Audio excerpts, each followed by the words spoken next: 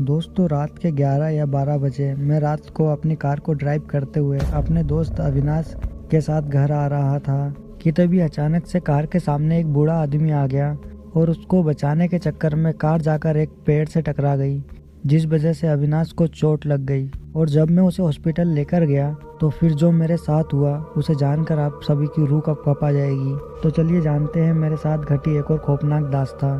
दोस्तों रात के 11 बजे मैं और मेरा दोस्त अविनाश एक होटल में मौज मस्ती और ड्रिंक कर रहे थे कि तभी अविनाश ने कहा, यार लग रहा है मुझे आज मैंने कुछ ज़्यादा पी ली है और अब मुझसे कार ड्राइव नहीं हो पाएगी। उसकी ये बात सुनकर मैंने अब उससे कहा, तो फिर कौन कार ड्राइव करेगा? जिस पर उसने मेरी तरफ उंगली करते हुए इशारा किया और उसके इशारा करते ही मैंने उससे कहा कि मैं कार सही तरीके से नहीं चला पाता, अभी तो मैं कार को ड्राइव करना ही सीख रहा हूँ। मेरा इतना कहता ही वो मुझे होटल के अंदर से मुझे बाहर कार के पास लेकर आ गया और मुझे कार ड्राइव करने के लिए कार की चाबी थमा दी और वो कार के अंदर बैठ गया। उसके बैठते ही मैं कार को स्टार्ट करके होटल से घर की ओर जाने लगा। हालांकि मैं कार को चला तो लेता हूँ पर पूरी तरीके से हाथ नहीं बैठा था, जिसकी वजह से मैं अविनाश को मना कर रहा था। अभी मैं कार को ड्राइव करते हुए आगे की ओर बढ़ ही रहा था कि तभी अचानक से एक बूढ़ा आदमी कार के सामने आ गया। उस बूढ़े आदमी को बचाने के चक्कर में कार एक पेड़ से टकरा गई।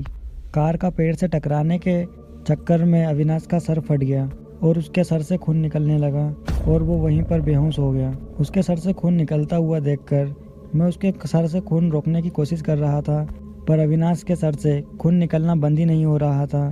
तभी वो बूढ़ा आदमी मेरे पास आया, जिसे बचाने के चक्कर में ये एक्सीडेंट हो गया। पास आते ही उस बूढ़े आदमी ने जब अविनाश को देखा तो उस आदमी ने बताया कि यहीं पर कुछ ही दूरी पर एक हॉस्पिटल है, इन्हें वहां पर लेकर चले जाओ। उस बूढ़े आदमी की बात सुनकर मैं अविनाश को जैसे तैसे कर उस हॉस्पिटल तक लेकर गया। वो तो अच्छा हुआ कि मैंने सीट बेल्ट लगाई हुई थी, जिस वजह से मुझे थोड़ी बहुत ही चोट आई थी, नहीं तो मैं भी अविनाश की तरह वहीं पर जख्मी पड़ा हुआ होता।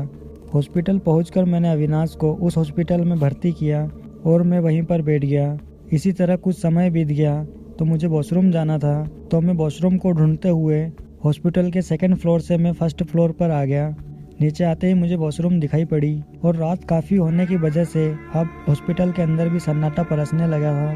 टॉयलेट करके जब मैं बाहर निकला तो मुझे किसी की रोने की आवाज़ सुनाई पड़ी। रोने की आवाज़ सुनकर मैं तो हैरान ही हो गया कि यहाँ पर कौन रो रहा है। अब ये देखने के लिए जब मैं उस रूम की तरफ बढ़ा तो उस रूम के अंदर एक औरत बैठी हुई थी, जो कि दीवार की तरफ अपना चेहरा कर रो रही थी और उस औरत के बाल बिखरे हुए थे। उस औरत को रोता हुआ देखकर मैं उस औरत की तरफ बढ़ने लगा और जब मैं उस औरत के पास गया फिर जो मैंने देखा उसे देखकर तो मेरी रूह कँपा गई। दरअसल जब मैंने उस औरत का चेहरा देखा तो उस औरत का चेहरा बहुत ही ज़्यादा भयानक था। उस औरत की दोनों आंखों से खून निकल रहा था और उसका चेहरा पूरी तरीके से सफ़ेद था और साथ ही उसके चेहरे पर बहुत सारे कट बने हुए थे, जिससे कि वो औरत और भी ज़्यादा भयानक दिख रही थी। अब उसे देखकर मेरे रोंगटे खड़े हो गए और मेरी सांसें भी और भी ज़्यादा तेज हो गई और साथ ही साथ मेरे हाथ पांव बहुत बुरी तरीके से कांपने लगे, क्योंकि उस औरत का चेहरा था ही इतना डरावना जिसे देखकर किसी की भी रूह कँपा जाए। मैं डरा सहमा उस औरत को ही देख रहा था कि तभी वो औरत उठकर मेरे सामने खड़ी हो गई। उस औरत को देखकर मेरा शरीर ठंडा पड़ने लगा था और डर की वजह से अब मेरी आवाज़ भी नहीं निकल रही थी। अभी मैं बोलने की कोशिश ही कर रहा था कि तभी उस औरत ने अपना हाथ मेरी तरफ बढ़ा दिया। उस औरत का हाथ अपनी तरफ बढ़ता देखकर मैं तुरंत ही वहाँ से भाग खड़ा हुआ। वहाँ से भागकर मैं एक दूसरे कमरे के अंदर आकर छिप गया, पर अभी भी मेरी आवाज़ नहीं निकल रही थी कि तभी मुझे किसी के आने की आहट सुनाई पड़ी और उस आहट को सुनकर मेरे दिल की धड़कनें और भी तेज हो गई थी। डर की वजह से उस कमरे में रखे मैं एक टेबल के पीछे छुप गया। जैसे ही मैं उस टेबल के पास छिपा तो वैसे ही वो औरत कमरे के अंदर आ गई और मुझे शायद तलाश कर रही थी। मैं डरा सहमा उस टेबल के पीछे छिपकर उस औरत को ही देख रहा था। वो मुझे इधर उधर इस कमरे में तलाश करके वो कमरे के बाहर निकल गई और उस औरत के कमरे के बाहर जाते ही मैंने एक लंबी सी सांस ली। दरअसल उस औरत को कमरे के अंदर देखकर मैं अपनी सांस भी आहिस्ता से ले रहा था कि कहीं उस औरत को यह पता न चल जाए कि मैं टेबल के पास ही छुपा हूँ। अभी मैं लंबी लंबी सांसें ही ले रहा था कि तभी मेरी नज़र दीवार पर लगे आईने पर गई तो मैंने जो देखा उसे देखकर तो मेरी आंख खुली की खुली रह गई और साथ ही मेरे शरीर में सनसनी सी मच गई। जैसे ही मेरी नज़र उस आईने पे गई तो मैंने देखा कि वो औरत मेरे पीछे बैठी हुई थी। उस औरत को अपने पीछे देखकर जब मैंने डरते हुए पीछे देखा तो वो औरत मेरे पीछे ही नहीं थी। उस औरत को पीछे ना देखकर फिर से मैंने दीवार में लगे उस आईने में देखा तो वो औरत मुझे अपने पीछे नजर आ रही थी। ये सब देखकर मैं तो बहुत ही ज्यादा डर गया और डर के वजह से मेरे हाथ पैर भी अब सुन पड़ने लगे थे। अभी मेरी नजर उस आईने के तरफ ही थी, तभी उस औरत ने मेरे कंधे पर अपना हाथ रख दिया और उस औरत को इस तरह देखकर मेरी तो सिट्टी बिट्टी ही गोल हो गई थी। यानी कि अब मुझे कुछ भी समझ नहीं आ रहा था कि तभी उस औरत ने अपना हाथ मेरे गले की तरफ बढ़ाया और जैसे ही उस औरत ने मेरा गला पकड़ना चाहा तो मैं पीछे की तरफ खिसक गया और आनन फानन में मैं वहां से उठकर भाग खड़ा हुआ। जैसे ही मैं दरवाजे के पास पहुंचा तो वैसे ही उस कमरे का दरवाज़ा बंद हो गया। दरवाज़ा बंद होते ही मैं उस दरवाजे को खोलने की कोशिश करने लगा पर दरवाज़ा खुल ही नहीं रहा था। पर दोस्तों मैंने खूब चीखने चिल्लाने की कोशिश की पर मेरी आवाज़ ही नहीं निकल रही थी कि तभी मुझे एक अजीब सी आवाज़ सुनाई पड़ी और उस आवाज़ को सुनकर जब मैंने पीछे पलट कर देखा तो वो औरत इस तरह की आवाज़ निकाल रही थी कि वो अभी भी इस जगह पर बैठी हुई है जहाँ पर मैं उसे बचने के लिए छिपा हुआ था। उस औरत को देखकर अब मुझे अपनी मौत साफ साफ नज़र आ रही थी क्योंकि अब यहाँ से बाहर जाने का कोई भी रास्ता नहीं था। मेरी सारी कोशिश इस रूम से निकलने में नाकामयाब रही। अभी मेरी नज़र उस औरत के तरफ ही थी कि तभी अचानक से वह औरत गायब हो गई और उस गायब होते हुए देखकर मैंने अपनी नज़र चारों तरफ घुमाकर देखा पर वह औरत मुझे कहीं भी नज़र नहीं आई। तो मैंने अपना हाथ उस दरवाजे पर पीटा कि शायद कोई सुनकर यहाँ पर आ जाए पर कोई भी नहीं आया। मैं खूब चीखने चिल्लाने की कोशिश कर रहा था कि तभी अचानक से मेरी आवाज़ वापस से आ गई।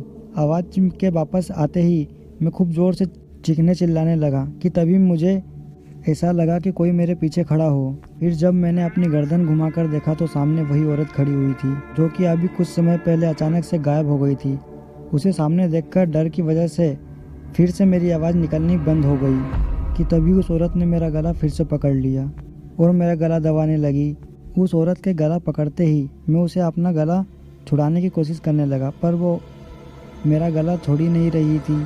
फिर देखते ही देखते मेरी आंखें के सामने अंधेरा छा गया। फिर जब मेरी आंखें खुली तो मैंने अपने आप को एक स्ट्रेचर पर लेटा हुआ पाया और मेरे सामने दो डॉक्टर खड़े हुए थे। उन्हें सामने देखकर मैं उठने की कोशिश करने लगा, यह जानने के लिए कि मैं यहाँ पर कैसे पहुँचा। उठने की कोशिश तो कर रहा था पर उठ नहीं पा रहा था, मानो मेरे शरीर की ताकत ही नहीं बची हो और साथ ही मेरे हाथ पाँव भी बिल्कुल हिलडुल नहीं रहे थे। अभी मैं उठने की कोशिश ही कर रहा था कि तभी उन दोनों डॉक्टर में से एक डॉक्टर की नज़र मुझ पर गई तो मुझे इस तरह उठता हुआ देखकर उस डॉक्टर ने मुझे लेटे रहने के लिए कहा और साथ ही यह भी कहा कि अभी तुम उठ नहीं पाओगे क्योंकि तुम अभी अभी मौत के मुंह से जिंदा बचकर आए हो। उस डॉक्टर के इतना कहते ही मैंने उस डॉक्टर से कहा कि मैं यहाँ पर कैसे पहुँचा। तो डॉक्टर ने बताया कि सुबह के वक्त जब राजेंद्र सफाई कर रहा था कि तभी उसकी नज़र तुम पर पड़ी तो तुम खून में लथपथ हालत में थे। तुम्हें इस हाल में देखकर राजेंद्र की चीख निकल गई। उसे इस तरह के चीखता हुआ देख हम सभी उसके पास जा पहुँचे तो उसने सामने की तरफ देखने के लिए कहा और फिर जब हमने तुम्हें देखा तो हम तुम्हें उठाकर यहाँ ले आए और तुम्हारा इलाज करने लगे। काफ़ी कोशिश करने के बाद भगवान ने हमारी सुन ली और तुम जिंदा बच गए, नहीं तो जिस हालत में तुम थे हम सभी को नहीं लगा था कि तुम बच पाओगे। तभी उस डॉक्टर ने मुझसे एक बात और कही, पर तुम वहाँ क्यों गए? हमने तो वहाँ पर एक चेतावनी बोर्ड भी लगा कर रखा है कि वहाँ कोई नहीं जाए। अब उस डॉक्टर के कहते ही मैंने उसे सारी बात बताई। मेरी बात सुनते ही उन दोनों के होश उड़ गए। मेरी बात सुनकर उनमें से दूसरे वाले डॉक्टर ने बताया कि तकरीबन 2 साल पहले की बात है जब इस हॉस्पिटल में विशाल नाम का डॉक्टर रहा करता था। वह ऐसे ही एक रोज़ अस्पताल में मरीजों को देख रहा था कि तभी एक आदमी अपनी पत्नी को लेकर अस्पताल में लेकर आया जो कि प्रेग्नेंट थी और वह बहुत ही सीरियस थी, जिस वजह से विशाल ने उसे एडमिट कर लिया। और जब उस औरत का चेकअप किया तो पता चला कि माँ बेटे में से किसी एक की जान बचा जा सकती है। अब डॉक्टर विशाल की बात सुनकर उस आदमी की आंखों से आंसू नहीं रुक रहे थे क्योंकि उस आदमी की शादी हुए 10 साल बीत गए थे पर उसका अभी तक कोई भी बच्चा नहीं हुआ था। भगवान ने उसे बच्चा दिया तो आने से पहले ही भगवान ने उसे बुला लिया। डॉक्टर विशाल की बात सुनकर उस आदमी ने अपनी पत्नी को बचाने के लिए कहा। उस आदमी की बात सुनकर डॉक्टर विशाल ने उस औरत का ऑपरेशन करने लगा।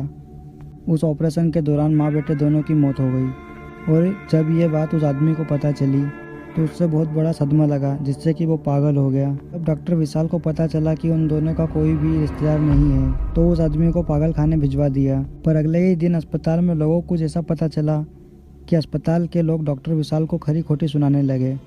दरअसल बात यह थी कि कल जिस औरत का ऑपरेशन कर रहे थे वह तो उस वक्त उन्होंने ड्रिंक कर रखी थी, जिस वजह से उस औरत की मौत हो गई। इस तरह कुछ दिन बीत गए। ऐसे ही एक रात डॉक्टर विशाल अस्पताल में रुके हुए थे और अगले ही दिन सुबह पता चला कि उनकी मौत हो गई। और उनकी मौत बहुत ही भयानक हुई थी क्योंकि उनके शरीर को ब्लेड से काटा गया था। और उस कमरे में लगे सीसीटीवी कैमरे में जब देखा गया तो पता चला कि उन्हें वही औरत मार रही थी जिस औरत का ऑपरेशन किया था।